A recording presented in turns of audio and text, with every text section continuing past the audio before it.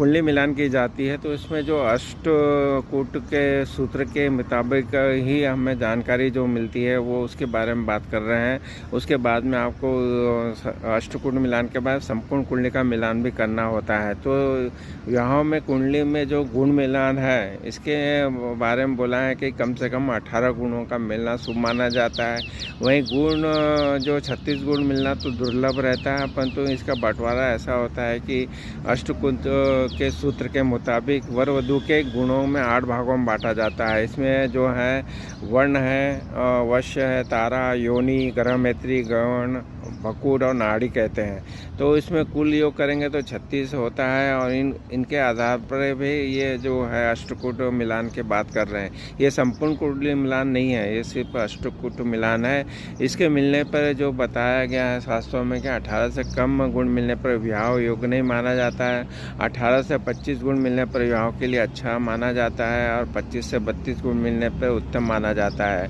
तो 36 से 32 से 36 गुण मिलने पर विवाह बहुत शुभ माना जाता है। जब 32 से 36 गुण मिलते हैं तो इसको शुभ माना जाता है। तो ये तो एक सिर्फ सरल तरीका है जो आप सॉफ्टवेयर के द्वारा आप ये जो मिलान आप निकाल सकते हैं।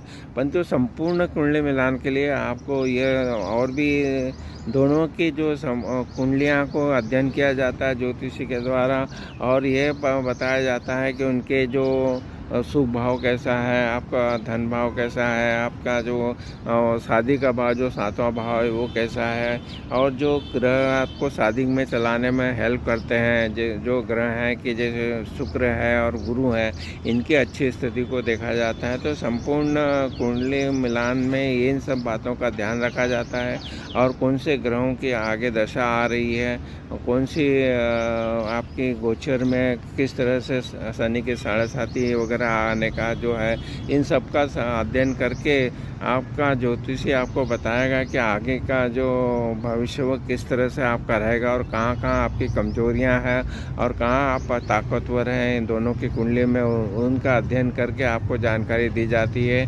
और अगर कुछ ये जो समस्याएं अगर आ रही है गुण मिलान में भी अगर कोई समस्या है तो उसका समाधान करने की भी कोशिश की जाती है।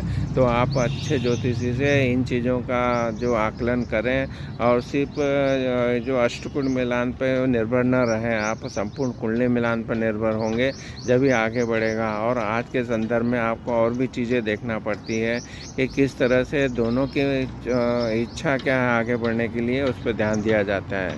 धन्यवाद।